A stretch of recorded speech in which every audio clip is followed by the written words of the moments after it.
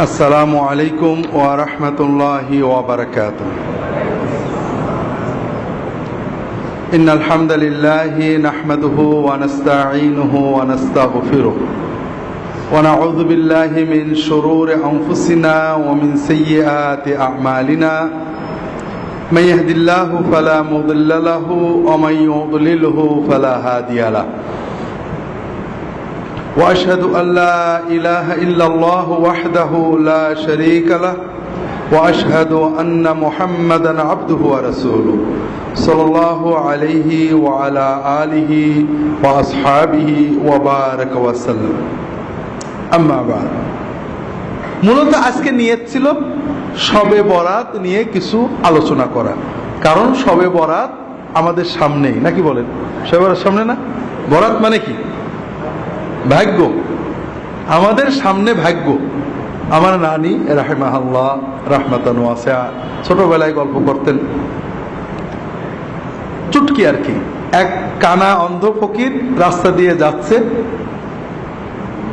সামনে একটা গর্ত আছে, তো বাচ্চারা পাশে যে ফকির ফকির বাবা সামনে খানা।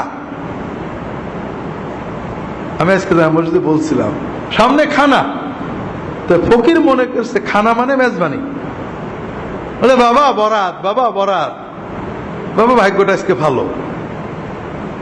এখন ওই বলতে বলতে গর্তের ভিতর পড়ে গেছে বেচারা। আসলে বরাত মানে কি? ভাগ্য। এই ভাগ্য থেকে যত দুর্ভাগ্য। আমরা শবে বরাত সুন্নত, সুন্নতের আলোকে আমরা ঝগড়া দরকার নেই। কোন হুজুর কি করেছেন, আলহামদুলিল্লাহ সব হুজুর ভালো। আমরা রাসূলুল্লাহ সাল্লাল্লাহু আলাইহি ওয়াসাল্লাম কি করেছেন, সাহাবীরা কি করেছেন, এটা আমরা যাচাই করার চেষ্টা করি। আপনাদেরকে গত বছরও হয়তো বলছি, মনে নেই, যেহেতু বছরগুলো প্রসঙ্গ আসে আমরা সংক্ষেপে হলেও জানতে হবে। আর আমার একটা বই আছে কোরআন সুন্নাহর আলোকে শবে বরাত, তাহলে আপনারা নিয়ে যাবেন, যেহেতু শবে বরাত সামনে, বইটা নিয়ে যেতে পারেন। এর ভিতরে হাদিস, কোরআন, তাফসীর, ফুকাহাদের মতামত সবই আছে। মুখতাসার হলো, প্রথমত আমরা এখানে সুন্নাত শিখতে আসছি, ঠিক না? সুন্নাত নবীজির সবকিছু। নবীজি যেভাবে বসতেন সেভাবে বসা কি, যেভাবে হাঁটতেন সেভাবে হাঁটা কি, যে শব্দ ব্যবহার করতেন সেটা ব্যবহার করাও সুন্নত। শবে বরাত শব্দ নবীজি ব্যবহার করেননি, সাহাবীরা করেননি, তাবেঈনরা করেননি। এটা প্রায় 500 বছর পরে তৈরি হয়েছে। আমরা আজকে কেন্দ্রীয় মসজিদে আলোচনা করছি। রাসূলুল্লাহ সাল্লাল্লাহু আলাইহি ওয়াসাল্লাম যে পরিভাষা ব্যবহার করেছেন সেটা কি? লাইলাতুন নিসফে মিন শাবান, মধ্য শাবানের রাত। আমরা চেষ্টা করব এই সুন্নতটাকে জিন্দা করার। শবে বরাত নাজায়েজ না, শবে বরাত বলা নাজায়েজ না, কিন্তু নিসফে শাবানের রাত বলা, মধ্য শাবানের রাত বলাটা সুন্নত। আমি বললাম কোরআন হাদিসে শবে বরাত বলে কিছু নেই, কারণ শবে বরাত শব্দ নেই। হয়তো আমি একটু পরেই বলবো যে শবে বরাতের রাত্রে আপনারা এই আমল করতে পারেন, আমি আবার শবে বরাত বললাম, তাহলে বোঝা গেল আমার কন্ট্রাডিকশন। একবার বলছি কোরআন হাদিসে নেই, আবার বলছি শবে বরাতে আমল করবেন। আসলে আমরা বলতে যাচ্ছি শবে বরাত পরিভাষাটা ব্যবহার করা কোরআন হাদিসের দিন না। এটা বললে সওয়াব হবে, এটা কোনো দিন না।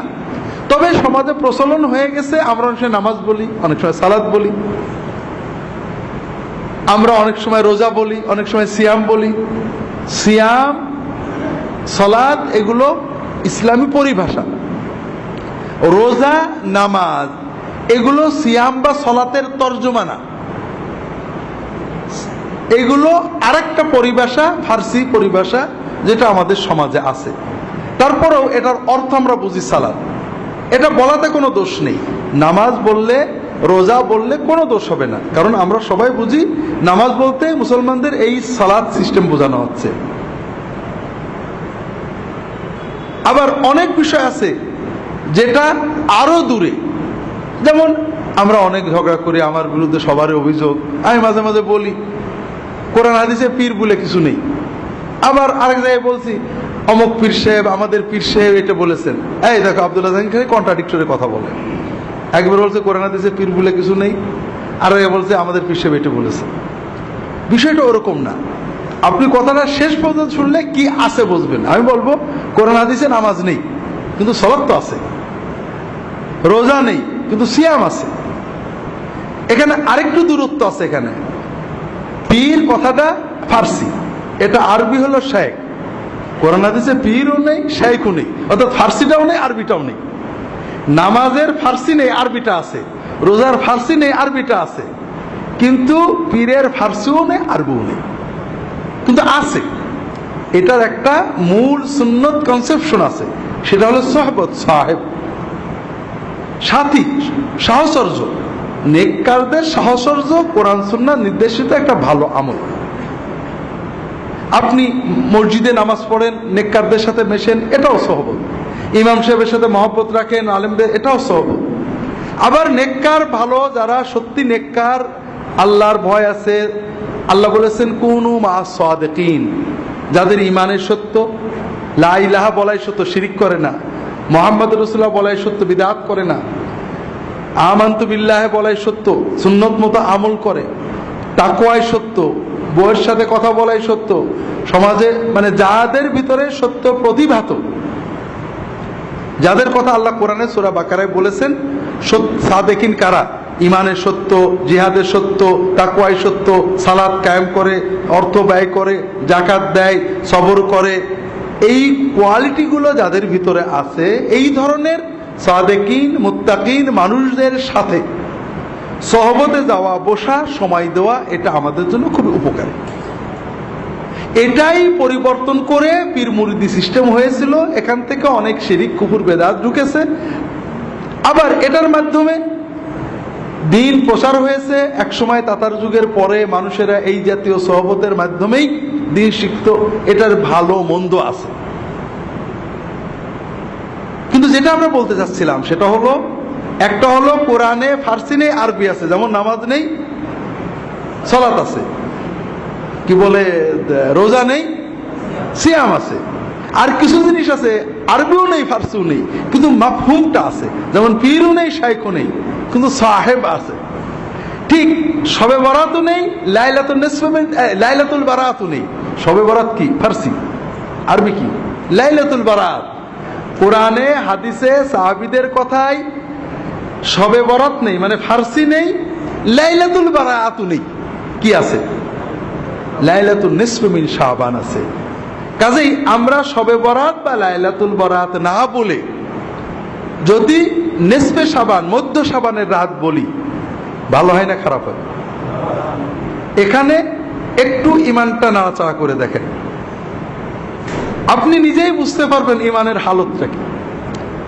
আপনি একটা তথ্য জানলেন যে রাসূলুল্লাহ সাল্লাল্লাহু আলাইহি ওয়াসাল্লাম জীবনে লাইলাতুল বারাত শব্দটা বলেননি, কিন্তু নিসফে শাবান শব্দটা বলেছেন, অনেকবারই বলেছেন, অনেকগুলো হাদিস আছে। সাহাবীরা বলেননি, তাবেঈনরা বলেননি। এই পরিভাষাটা 500 বছর পরে জন্ম, এটা বলাই কোনো দোষ নেই। কিন্তু আমি যদি নিসফে শাবানের রাত বলি, মধ্য শাবানের রাত বলি, তাহলে রাসূলুল্লাহ সাল্লাল্লাহু আলাইহি ওয়াসাল্লামের কথা মুখ দিয়ে উচ্চারণ করা হয়। আর বরাতের রাত বলি, শবে বরাত বলি, তাহলে এটা হয় না। এখন আমি কোনটা বলবো? কোনটা বললে আমার ধর্মীয় অনুভূতিটা মানে শক্ত হচ্ছে? এখানে 3 শ্রেণীর মানুষ পাওয়া যাবে। কয় শ্রেণী? এক শ্রেণী বলবে আচ্ছা দেখি চেক করে, সবাই শবে বরাত বলে, আবার শুনছি নবীজি বলেননি, দেখি হাদিসে বা অন্তত সাহাবীদের যুগে শবে বরাত বা আরবি লাইলাতুল বারাতটা পাওয়া যায় কিনা, খুঁজে চেক টেক করে যদি পাই ভালো, নইলে শেষ নিসফে শাবান মেনে নিল। এই লোকটা ভালো কাজ করলো। আর একজন বলল, আব্দুল্লাহ জাহাঙ্গীর বলছেন নেই, আন্দাজ তো আর বলিনি, যাক আমি এখন তো নিসফে শাবান বলবো, মধ্য শাবানের রাত বলবো, শবে বরাত আর বলবো না, মুখ দিয়ে বেরোয় গেলে যাবে। তবে নিসফে শাবান বললে একটু খুশি লাগে, আলহামদুলিল্লাহ আমার একটা সুন্নত শব্দ বললাম। শবে বরাত বেরিয়ে গেলে অভ্যাস তো বেরিয়ে গেছে, কি করা যাবে। এই লোকটা হালকা ভালো করলো, আগেরটা বেশি ভালো করলো, চেক করে যাচাই বাছাই করে নিল।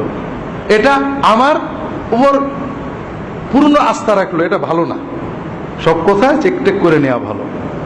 তৃতীয় আরেক শ্রেণীর মানুষ, আপনি এই কথাটা, আমি নয়, আপনি কালকে এই কথাটা অনেকের কাছে বলবেন, আরেক শ্রেণীর মানুষ বলবেন, হ্যাঁ এত লোকে বলে কিছু বলে, সব কি নবীর মতো বলতে, এই যে আমরা রোজা বলি, নামাজ বলি, এন বলি, তেন বলি, এই বলি, সেই বলি, সব কি নবীর কায়দায় বলতে হবে নাকি?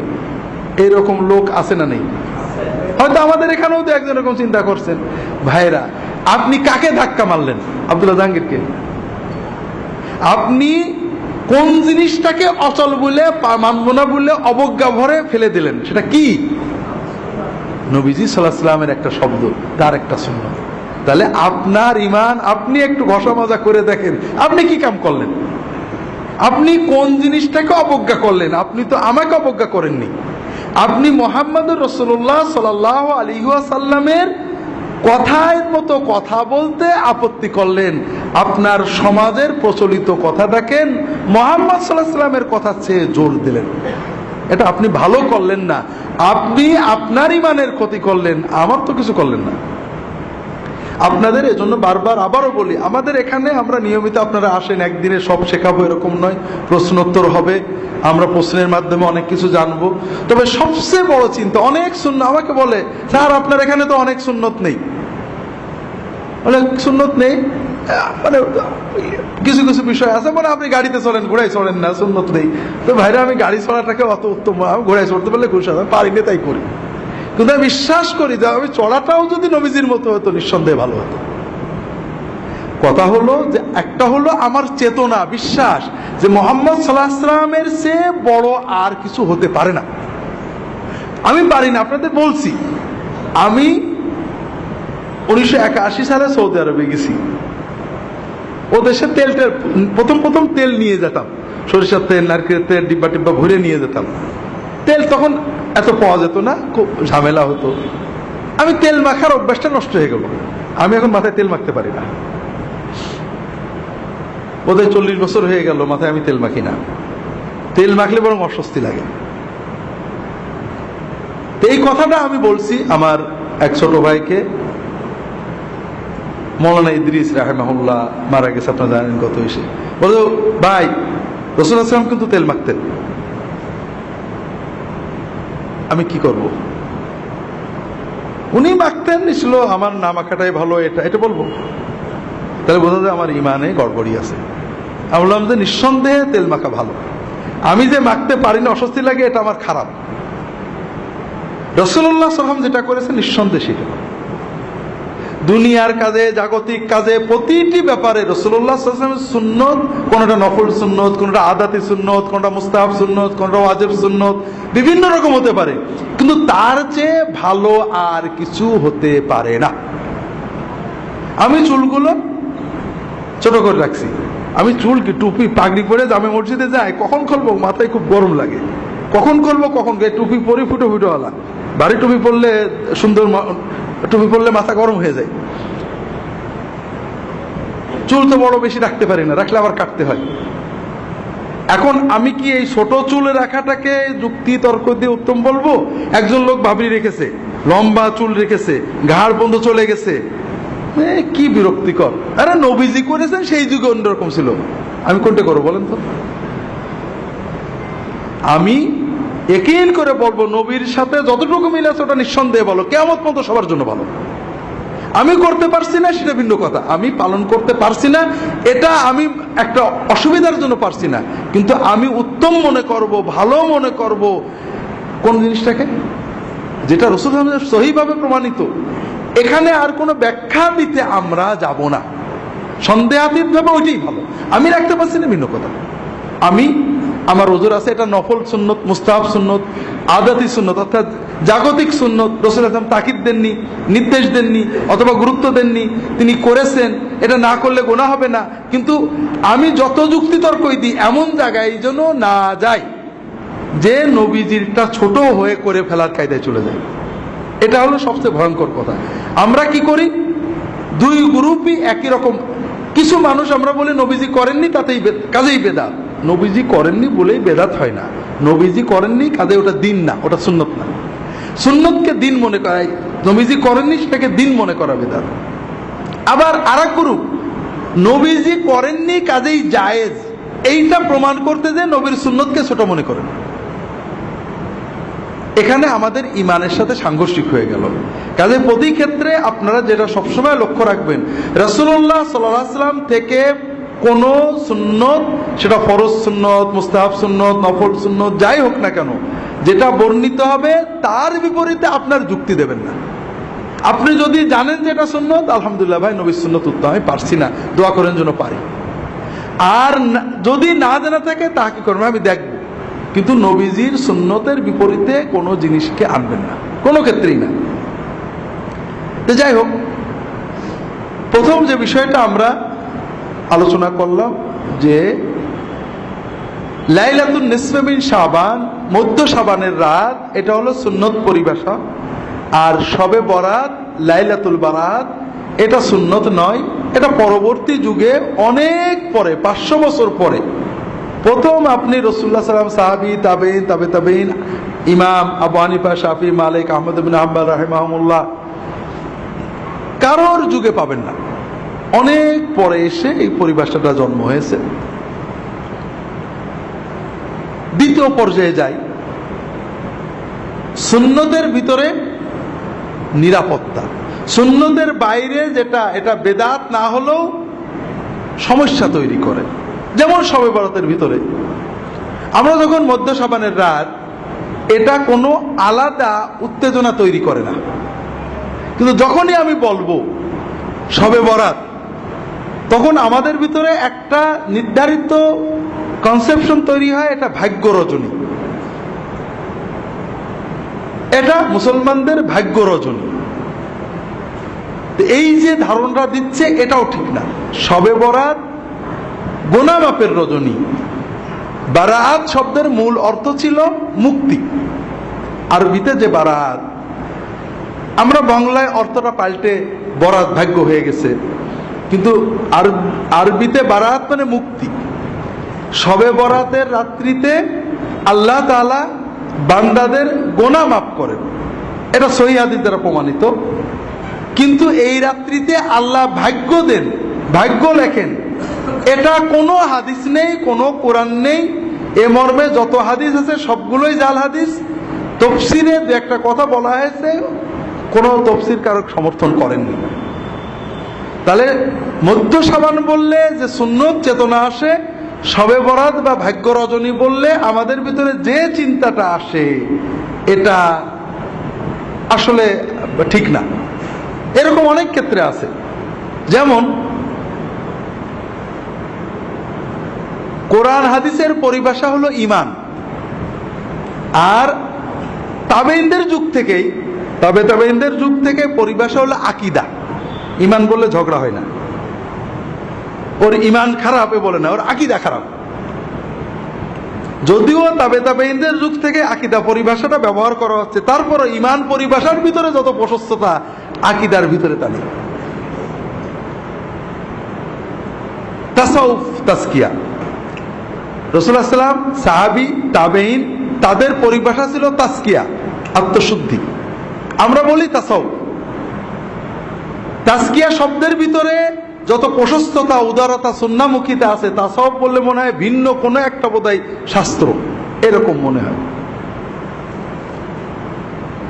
এই যে পীর এবং সাহেব, সাহেব, পীর, সাহেব বললে, সাথী বললে আমার সাথী, আমার সাথী, এখানে কিন্তু কোনো অতিভক্তি জন্ম নেয় না, অমুক আমার সাথী।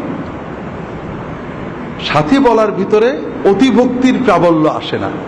যখনই পীর বললেন তখন মনে হলো একটা বিশেষ একটা চেতনা তার দিকে যাচ্ছে। আপনি কি? আমি আব্দুল্লাহ জাহাঙ্গীরের সাথী। আব্দুল্লাহ জাহাঙ্গীর কি? আমার সাথী। এটা খুব সিম্পল কথা। এটার ভিতরে সুন্নত আছে, এটার ভিতরে মহব্বত আছে, কিন্তু অতিভক্তির কিছু নেই। সুন্নতের বাইরে যাওয়া দরজাটা বন্ধ হয়ে গেছে। আমরা কোনো পরিভাষাকে নাজেজ বলছি না, সুন্নতটা যে ভালো এটা প্রমাণ করার চেষ্টা করছি। রাগ করেন না আপনারা, কারণ আমি এটা বিশ্বাস করি যে সুন্নত ভালো।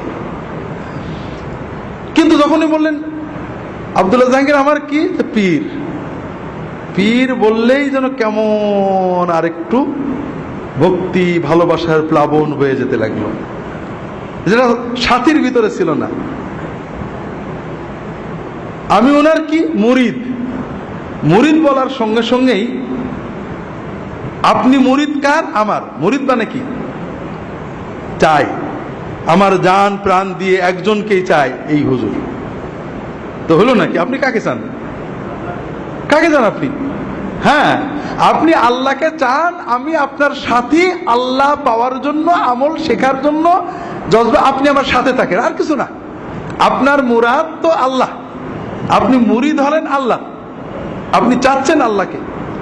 পরিভাষা তৈরি হয়ে গেছে, হাজার হাজার লক্ষ লক্ষ দিনদার মানুষেরা বলেছেন সব ঠিক আছে, আমরাও বলি, ব্যবহার করি। কিন্তু আমরা ব্যবহার করে করে 1 কোটি মানুষে ব্যবহার করার কারণে মুহাম্মদ সাল্লাল্লাহু আলাইহি ওয়াসাল্লামের ব্যবহারে সেটা দামি হয়ে যায় কিনা? হবে।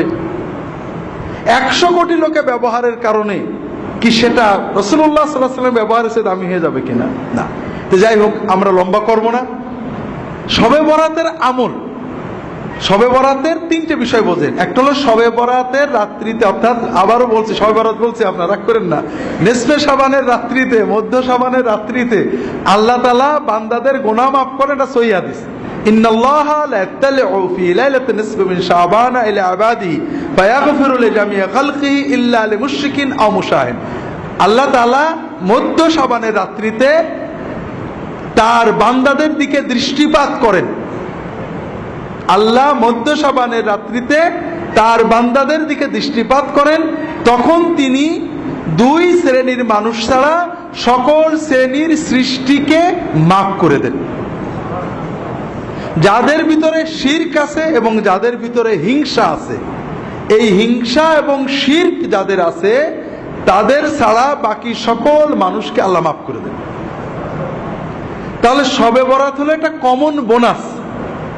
আপনি যদি এই রাত্রিতে ঘুমিয়ে থাকেন, জেগে থাকেন, কিন্তু আপনার অন্তরে শিরক নেই, আপনার অন্তরে হিংসা বিদ্বেষ নেই, ইনশাআল্লাহ আপনার নসিবে এই আল্লাহর বোনাসটা এসে যাবে, আপনার অ্যাকাউন্টে আপনার বোনাস জমা হয়ে যাবে। কথা কি বুঝতে পেরেছেন? এখন দ্বিতীয় বিষয় হলো আমরা কি করব, আমরা আমল করব কিনা। আমল না করলে, ঘুমিয়ে থাকলেও আপনি বোনাস পাবেন। এ ব্যাপারে সহিহ হাদিস পাওয়া যায় না, কিছু জয়ীফ হাদিস আছে। 2টো আমল পাওয়া যায় জয়ীফ হাদিস দ্বারা, বা 3টে আমল পাওয়া যায়। একটা হলো কবর জিয়ারত, আর একটা হলো দোয়া, আর একটা হলো সালাত। এই বিষয়ে যতগুলো হাদিস আছে সবই জয়ীফ। তবে যেহেতু এই রাত্রের ফজিলত সহিহ, এই রাত্রে কেউ যদি অন্যান্য রাতেও তাহাজ্জুদ পড়ে, এই রাত্রে একটু কিছু বেশি পড়েছে, অন্যান্য রাত্রেও দোয়া করে, এই রাত্রে বেশি করেছে, এটা অনেক আলেমই মুস্তাহাব, জায়েজ, বৈধ, সুন্নতের ভিতরে থাকবে বলে মত প্রকাশ করেছেন। আমরাও মনে করি যদি কেউ ব্যক্তিগতভাবে এই রাত্রিতে দোয়া করেন, এই রাত্রিতে আল্লাহর কাছে দোয়া করেন বা সাধারণ তাহাজ্জুদ পড়েন, কিয়ামুল লাইল করেন, এটা নাজায়েজ হবে না, ইনশাআল্লাহ বিদআত হবে না। 3টে কারণে। একটা হলো সুন্নত দ্বারা ফজিলত প্রমাণিত। এখানে জয়ীফ হাদিস দিয়ে কেউ আমল করলে এটা সরাসরি বেদাত বলা ঠিক না। তাবেঈদের যুগ থেকে কোন কোন তাবেঈ এই রাত্রে ইবাদত করেছেন। তবে এই রাত্রিতে ইবাদত মসজিদে যেয়ে করা, সমবেত করা, এটা সকল ইমাম হানাফি, শাফিঈ, মালিকি, হাম্বলি সবাই বেদাত বলেছেন, মাকরুহ বলেছেন। এটা নিয়ে কোনো মতভেদ নেই। এই রাত্রি ইবাদতের জন্য মসজিদে যাওয়া, দলবদ্ধ হওয়া, সুন্নত ইবাদতও দলবদ্ধ হয়ে করা, এটা বেদাত বলা হয়েছে এবং মাকরুহ বলা হয়েছে। হানাফি ফিকহের সব কিতাবেই পাবেন। তৃতীয় হলো এই রাত্রিতে ভাগ্য লেখা হয়, এই মর্মে যত কথা আছে সবই জাল কথা। চতুর্থ হলো এই রাতের পরের দিনে রোজা রাখা। আমাদের সমাজে প্রচলন আছে এই লাইলাতুন নিসফে মিন শাবানের পরের দিনে রোজা রাখার ব্যাপারে 2টো হাদিস আছে, দুটোই জাল পর্যায়ে। তবে শবে বরাতে রাসূলুল্লাহ বেশি রোজা রাখতেন, 1 তারিখ থেকে 15 তারিখ পর্যন্ত রোজা রাখতেন। আর 13, 14, 15 রোজা রাখা তো নিয়মিত এই সুন্নত। কাজেই যারা রোজা রাখতে চান 13, 14, 15 রাখবেন। সব মাসেই রাখার চেষ্টা করবেন, শাবানে যেহেতু রাসূলুল্লাহ বেশি রাখতেন, আপনারা রাখতে পারেন। মধ্য শাবানের রাত বা শবে বরাত বিষয়ে শেষ কথাটা বাদ রয়ে গিয়েছিল। সেটা হলো, আমরা বুঝলাম রাতটার সুন্নত নাম হলো মধ্য শাবানের রাত, আর এই রাত্রি হলো আল্লাহ তাআলা বান্দাদের মাফ করেন। এই রাত্রিতে নেক আমল করার ব্যাপারে কোনো সহিহ হাদিস পাওয়া যায় না। আল্লাহর মাগফিরাতের সহিহ হাদিস আছে, তবে দোয়া করা, সালাত আদায় করা, কবর জিয়ারত করা, এ সকল বিষয়ে জয়ীফ হাদিস আছে। কেউ যদি এগুলো ব্যক্তিগত আমল করেন, এটা সুন্নাহ বিরোধী নয়। তবে এই রাত্রিতে রুটি খাওয়া, উৎসব করা, বাতি জ্বালানো, এরপরে মসজিদে সমবেত হয়ে ইবাদত বন্দেগী করা, এগুলো বিদআত। এবং প্রায় ফিকহের সকল কিতাবে, হানাফি মাযহাব, শাফিঈ মাযহাব, বিভিন্ন কিতাবে বারবারই এই ধরনের কাজগুলোকে বিদআত বা মাকরুহ লেখা হয়েছে, মাকরুহ তাহরিমি লেখা হয়েছে। এখানে একটা বিষয় খুবই জরুরি, সেটা হলো আমরা রাসূলুল্লাহ সাল্লাল্লাহু আলাইহি ওয়াসাল্লাম এবং সাহাবীদের জীবনে শবে বরাতের, সাহাবীদের আবু বকর, ওমর, ওসমান, আলী রাদিয়াল্লাহু তাআলা আনহুম আজমাইন, খোলাফায়ে রাশিদিনের যুগে দেখেন শবে বরাতের কোনো হাদিস পাবেন না। পুরো ইসলামের ইতিহাসে ইবনে কাসির, তবারি, মানে রাসূলুল্লাহ সাল্লাল্লাহু আলাইহি ওয়াসাল্লামের হিজরত থেকে সাহাবী তাবেঈনরা মসজিদে সমবেত হয়েছেন, অথবা আবু বকর, ওমর, ওসমান তারা এই রাত পালন করেছেন, এরকম কিছু পাওয়া যায় না। এর একটা বড় কারণ হলো, ইসলাম আমাদেরকে জীবন ঘনিষ্ঠ ধর্ম দেয়, বতুরে না। আমরা শবে বরাতে কি জন্য গুরুত্ব দিই? এই রাত্রিতে আল্লাহ দোয়া কবুল করে, এটাই তো মূল, নাকি বলেন? এটা মূল না যে আমরা হুজুররা ওয়াজ করেছেন এই রাত্রে সন্ধ্যা থেকে আল্লাহর পক্ষ থেকে ঘোষণা দেওয়া হয় যে দোয়া করবে, কবুল করবে, এরকম আছে না? এই হাদিসটা জয়ীফ। তবে আমরা আশা করি এই রাতে দোয়া কবুল হবে। একাধিক হাদিস রয়েছে, সহিহ মুসলিম এবং অন্যান্য কিতাবে সহিহ হাদিস রয়েছে যে প্রতি রাত্রে রাতের যখন প্রথম 1/3 পার হয়ে যায়, রাতের প্রথম 1/3 পার হয়ে যায়, তার মানে 3 থেকে 4 ঘন্টা রাত হয়ে যায়। বর্তমান সময়ে আমাদের সন্ধ্যায় 7টায় ফজরের আজান হয়, ফজরের নামাজই হয় 5টায়, 4টায় ফিরে আজান, 3টে, এই 7টা, 8টা, 9টা, 10টা, 11টা, 12টা, 1টা, 2টো, 3টে, 4টে, 9 ঘন্টার রাত। তাহলে 1/3 মানে 3 ঘন্টা, 8টা, 9টা, 10টা, রাত 3 সাড়ে 3 ঘন্টা, তার মানে 10টা, সাড়ে 10টা। যখন রাত বড় হয় সন্ধ্যাও আগেই। যখন রাতের প্রথম 1/3 পার হয়ে যায়, আল্লাহ তাআলা সুবহানাহু ওয়া তাআলা প্রথম আসমানে নেমে আসেন। আল্লাহ তাআলার পক্ষ থেকে ঘোষণা দেওয়া হয় যে কে আসো দোয়া করবে, আমি তার সকল দোয়া কবুল করব। কে আসো আমার কাছে সাহায্য চাবে, আমি তাকে সাহায্য করব। কে আসো গুনাহ করেছো, গুনার মাফ চাও, আমি তোমার গুনাহ মাফ করে দেব। ওয়াযালিকা কুল্লা লাইলা, প্রতি রাতেই এই দোয়া, এই সুযোগ আল্লাহ দিতে থাকে। তাহলে আমরা যদি প্রতি রাতেই রাত 10টা, সাড়ে 10টা বেজে গেলে ঘুমানোর আগে 2-4 রাকাত নামাজ পড়ে আল্লাহর কাছে মন খুলে দোয়াটা করে শুই, তাহলে কিন্তু আমাদের প্রতি রাতই শবে বরাত হয়ে যায়। কথাটা কি আপনারা বুঝতে পেরেছেন? আর এটা হলো ইসলামের মূল শিক্ষা, যে আপনি প্রতি রাতেই আল্লাহর কাছে কিছু চান, কারণ আপনি সারা বছরের চাওয়া একবারে চাওয়া যায় না ভাই। প্রতি রাতে আপনার নগদ যা আছে আল্লাহর কাছে চান, আল্লাহর কাছে মনের আবেগ জানান, আল্লাহ কবুল করবেন, আপনার জীবনটা আল্লাহমুখী হবে, আল্লাহর সাথে সম্পর্ক ঘনিষ্ঠ হবে। পাশাপাশি আলেম ওলামাদের সহবতে যেতে হবে, বইপত্র পড়তে হবে। আল্লাহ তাআলা তৌফিক দান করুন, আমিন।